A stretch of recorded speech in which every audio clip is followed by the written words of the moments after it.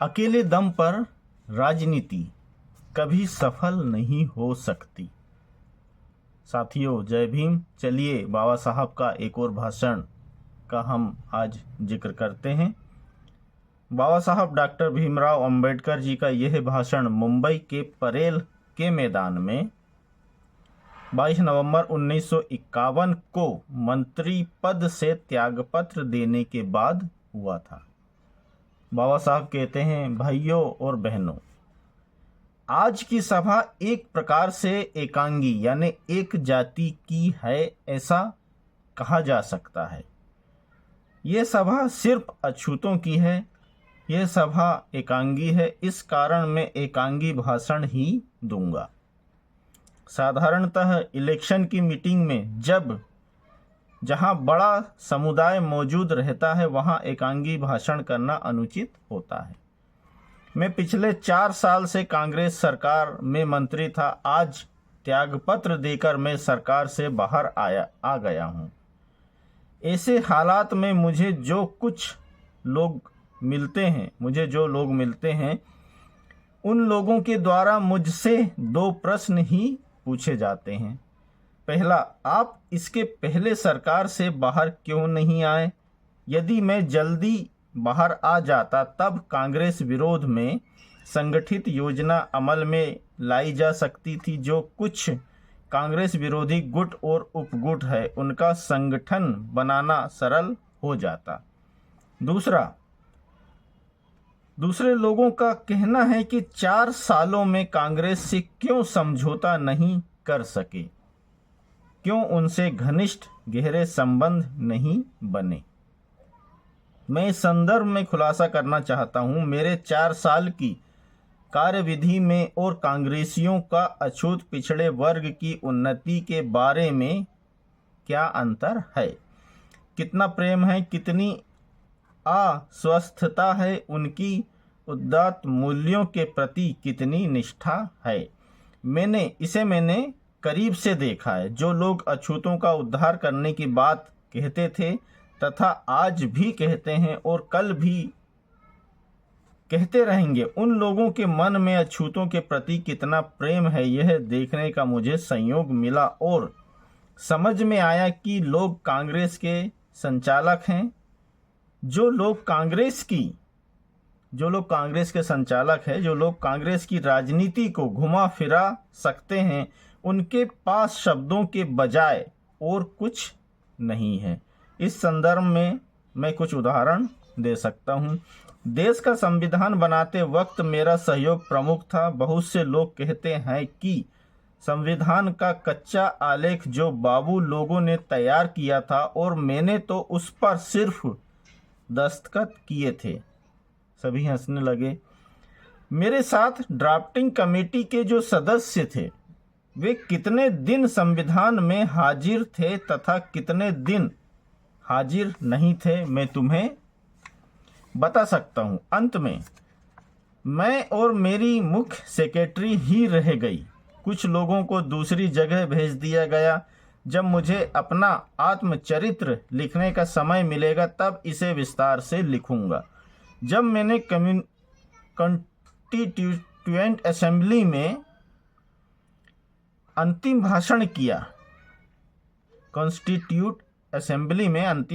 किया, उस वक्त मुझे ज्ञात हुआ और संविधान सभा में बोलते वक्त इन बातों का उल्लेख करना चाहता था, लेकिन अपने सहकर्मी पर आरोप लगाना असभ्यता होती। इसलिए मैंने भाषण से उस परिच्छेद को हटा दिया। हमारी संविधान सभा में अछूतों के लिए 2 महत्वपूर्ण बातें थी। पहला, राजनीतिक संरक्षण, मतलब अछूतों के लिए चुनाव में आरक्षित जगह रहनी चाहिए, तथा दूसरा है सरकारी नौकरी में कानूनन आरक्षण रहना चाहिए। ये दोनों बातें विवादग्रस्त हो गई। बड़ी मुश्किल से 10 साल के लिए आरक्षित जगह मिली। आरक्षण की बात से लोगों के पेट में पाप उत्पन्न हुआ तथा 10 साल की सहूलियत वापस लेने के लिए कांग्रेस ने आंदोलन शुरू कर दिया। इसी कारण मुसलमान और क्रिश्चियन लोगों की आरक्षित सीटें चली गई। लेकिन ईद में 2 बकरे काटकर तथा तीसरा बकरा खरीद लाने का भूत हमारी आंखों के सामने नाचने लगा। इन 10 वर्षों में अधिक से अधिक 3 चुनाव होंगे, फिर आगे क्या? मैं कांग्रेस के लोगों को पूछता हूं कि क्या आप आश्वासन दे सकते हैं कि 10 साल में अछूतपन का अंत हो जाएगा, छुआछूत चली जाएगी, भूतकाल से होते आया भेदभाव नष्ट हो जाएगा और सभी लोग एक समाज के अंग बन पाएंगे? यदि 10 वर्षों में हमारा विकास करने की तुम में ताकत नहीं है, हमारे विरोध में होने वाले अनाचार रोकने की शक्ति नहीं है, तब मैं कांग्रेस से पूछता हूं कि आरक्षित जगह की सहूलियत 10 साल में क्यों हटा रहे हैं? यदि संविधान में 10 सालों की सहूलियत कांग्रेस सरकार ने नहीं दी तो पीतांबर पहनी हुई स्त्री का सभा में चीरहरण करने जैसी शंका से विश्व में बदनामी होगी। इसी भय के कारण 10 साल की अवधि सरकार ने दे रखी है। नौकरियों में सहूलियत की समय सीमा की मर्यादा नहीं थी। साथियों, ये अक्सर कहा जाता है कि नौकरियों में आरक्षण की सीमा सिर्फ 10 साल तक की थी, लेकिन बाबा साहब ने लिखा है कि नौकरियों में सहूलियत की समय सीमा की मर्यादा नहीं थी। लेकिन मुंशी यानी के.एम. मुंशी, संविधान समिति के सदस्य, स्वतंत्रता सेनानी, उत्तर प्रदेश के गवर्नर, बाद में नेहरू से अलग होकर अखंड भारत पार्टी की स्थापना की, तत्पश्चात जनसंघ में शामिल हो गए। वही मुंशी जी के पेट में दर्द होने लगा। अस्पृश्यता समाप्त हो जाने की सीमा तक सहूलियत न रखी जाए, इसलिए कांग्रेस के कुछ सदस्यों ने प्रेसिडेंट को आवेदन भेजा कि इस अनुच्छेद पर पुनर्विचार किया जाए। इस अनुच्छेद का कांग्रेस पार्टी के साथ क्या संबंध है, समझ में नहीं आता। इस अनुच्छेद के कारण कांग्रेस पार्टी में विवाद शुरू हो गया। आखिर मैंने त्यागपत्र देने का विचार सुझाया, तब जाकर इस अनुच्छेद को रहने दिया गया। यानी आज हमें एससी वर्ग को जो नौकरियों में, सरकारी नौकरियों में आरक्षण मिला और इन्हीं आरक्षित नौकरियों के कारण एससी के कई लाखों परिवारों ने अपना जीवन स्तर को बेहतर किया।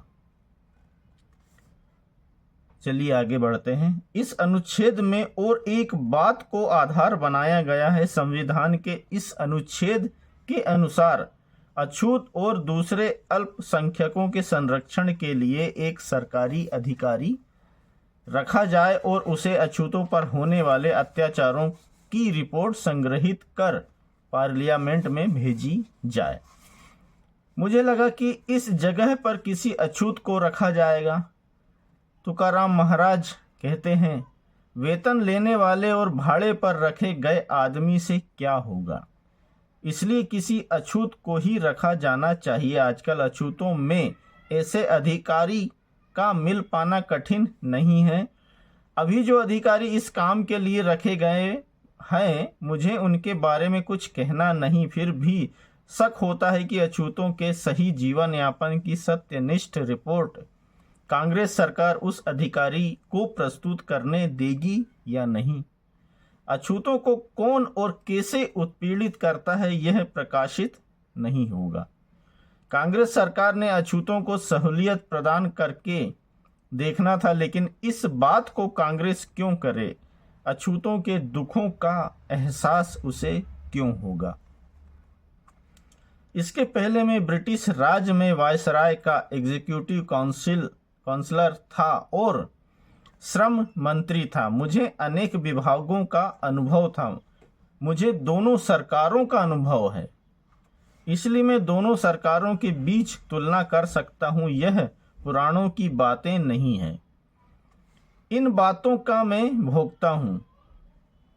कांग्रेस के राज में अछूतों की बहुत उपेक्षा हुई है। मैंने त्यागपत्र देते वक्त जारी किए गए पत्र में विस्तार से इस बात का स्पष्टीकरण किया है। इतना ही नहीं, मैंने मंत्री रहते वक्त भी दिल्ली की एक सभा में कांग्रेस सरकार पर खुला आरोप लगाया था।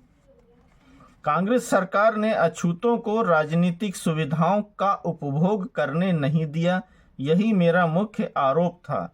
मेरे इस आरोप का उत्तर देने के लिए प्रधानमंत्री नेहरू को आज तक समय नहीं मिला। मेरे त्यागपत्र देने संबंधी पत्र में खुले तौर पर आरोप करने के बाद पंडित नेहरू में उत्तर देने की हिम्मत नहीं थी। एक दूसरे के पत्राचार पार्लियामेंट में पढ़ने के अलावा अधिक बोलने की हिम्मत पंडित नेहरू में नहीं रही। उन्हें जवाब देने के लिए बहुत समय था। फिर 8 दिनों के बाद कांग्रेस का सम्मेलन हुआ। पंडित नेहरू को बोलने का समय मिला, फिर भी मेरी बातों पर समयोचित जवाब देने का समय उन्हें नहीं मिला। उल्टे वे मेरे प्रश्न को टाल गए, क्योंकि मैंने जो कहा था उस बात में सच्चाई थी। ब्रिटिश सरकार ने भी अछूतों के लिए कुछ विशेष नहीं किया। मुस्लिम, क्रिश्चियन और एंग्लो इंडियन के प्रति उनकी सहानुभूति अधिक थी। जब मैं 1942 में भारत सरकार का काउंसलर बना, उस वक्त ही पूछा था कि यह भेदभाव क्यों है। ब्रिटिशों ने अधिक ना बोलते हुए अपनी जिम्मेदारी कबूल की, लेकिन कांग्रेस सरकार को बताने के बाद भी उसकी समझ में नहीं आता। उस वक्त दूसरी जाति के साथ ही अछूतों की शिक्षा के लिए भी ब्रिटिश सरकार ने 3 लाख रुपए मंजूर किए थे। आगे चलकर मेरे कांग्रेस सरकार में मंत्री बनने के बाद यह राशि बढ़ाने और उसमें अन्य जातियों को सम्मिलित करने का काम किया गया। अछूत लोगों की तरक्की बाबूगिरी में नहीं है। सही मायने में उनकी तरक्की करनी है तो उन्हें उच्च शिक्षा मिलनी चाहिए। साधारण शिक्षा लेकर बाबू बनने से क्या लाभ होगा? बाबू मनुष्य जीवन में क्या कर सकता है? वह समाज को संगठित नहीं कर सकता। उच्च शिक्षा लेकर ज्ञानी बना मनुष्य ही समाज में आमूलचूल और आवश्यक बदलाव ला सकता है। इसलिए महत्वपूर्ण जगह अछूतों के हाथ में आनी चाहिए और वे उन्हें मिलनी चाहिए। उच्च शिक्षा पाने के लिए विद्यार्थियों को पश्चिम देशों में भेजने के लिए 3 लाख रुपए उपयोग में लाए जाते थे। 20-30 विद्यार्थियों को मैं काउंसलर था, उस वक्त लाभ मिला था, लेकिन उच्च शिक्षा के लिए सन 1946 से अछूत लड़कों को भेजना बंद हुआ। इस तरह कांग्रेस राज में अछूतों का निकला अंकुर मसल दिया गया। दिल्ली सेक्रेटेरिएट में अछूत चपरासी नहीं थे। 1-2 बाबू थे, उन्हें चपरासी भी पानी नहीं पिलाते थे। मैंने कुछ अछूत चपरासियों की व्यवस्था करवाई। बाद में उनको रात में जमादार बनाकर तकलीफ दी जाती थी। मैंने वहां जाकर 24-25% नौकरियां आरक्षित कर रखी थी। लड़ाई में बेबिन वॉयज योजना के तहत कुछ विद्यार्थी इंग्लैंड भेजे जाते थे। उन लोगों में एक भी तरुण अछूत नहीं होता था। मुझसे पहले दूसरे समाज के 500 तरुणों को भेजा गया था।